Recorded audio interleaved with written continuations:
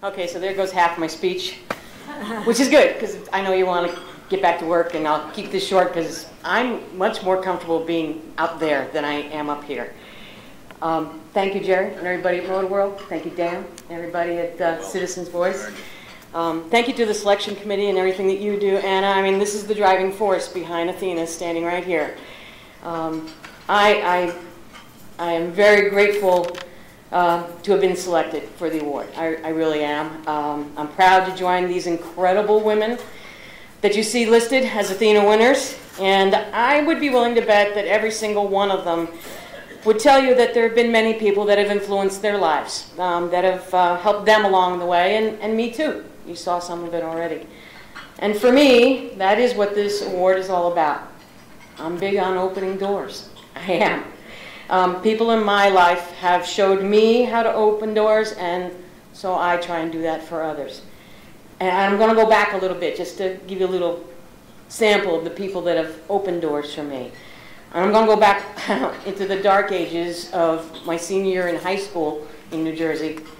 And it was Rose Gogarty, my drama teacher. I was taking a drama class because I'd run out of all the other English classes to take at that point. And she was one of those teachers that just touches you. And she said, "Catherine, you're a writer. You need to write." And I thought, okay, she's right. She's right. And when I got to Bucknell, I changed my major from chemistry to theater.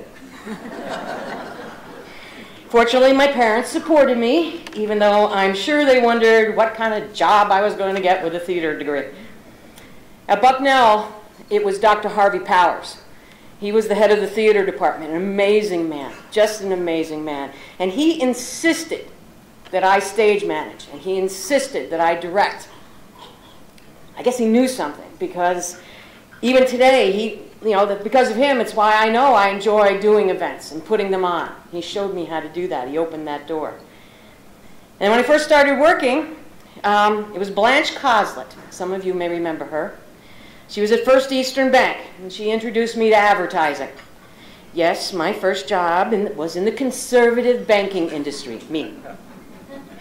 Blanche plucked me out of the Plains office, where I was an assistant manager with Clark Valeni. And she asked me to join the marketing team. And I said, okay, but I don't know anything about advertising. And she said, that's okay, we'll teach you. And she did. She was one of the best and greatest marketing minds I've ever met. And she let me learn from her. She really did. And she was a big part of why I decided to go out on my own and start CDS Creative. Now, over the 25 plus years of CDS Creative, there have been lots of people who have opened a door for me. I won't go through all of them, or we'll be here for dinner. But I will mention one, Steve Ubaldini from Wyoming Valley Motors. Sorry, Joe. I know. I'm really sorry. But it was Steve who said to me, "Kath, you can do this on your own, and we'll go with you." And he was right. And I'm grateful to him for giving me that nudge, and for being CDS Creative's first major client. Opening doors. You see, I'm all about, I believe that if you keep closing doors, if you keep saying, okay, that's too risky, close the door, or I'm not sure about that, close the door. Well, pretty soon you're going to end up in a nice small space. And that small space will be very safe, but without outside interaction, without taking a chance, there's no chance for growth. So open a door. Check out what's going on the other side. See who's there. Step through. And then leave the door open and let others follow you through. Yes, there will be some times when you want to put up a screen door and just kind of watch. That's okay. But if you continue opening doors, your world expands. You continue to learn, and you meet some pretty amazing people along the way. That's especially true when it comes to the nonprofit world. Volunteering was something I learned early in life. My parents were always the ones who were running the bake sales, going on the class trips, coaching the Little League team, being the scout leaders, all the time. Our house was always open to everyone, and it was crazy, and it was fun.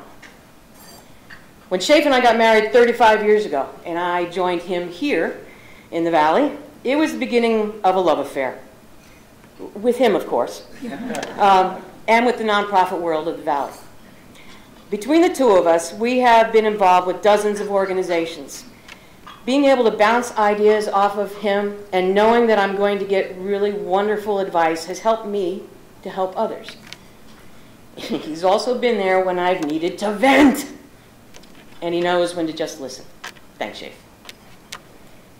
You've been hearing about Create-A-Thon? Yeah, please.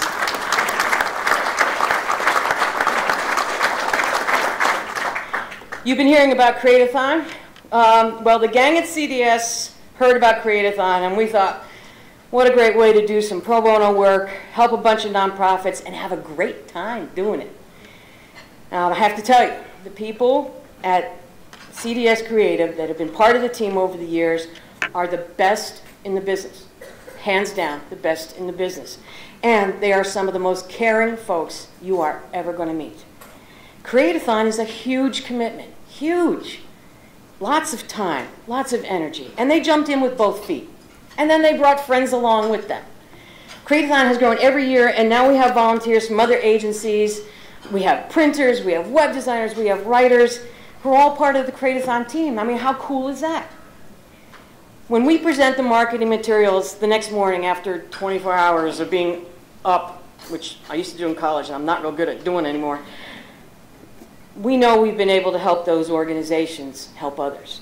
And that's what it's all about.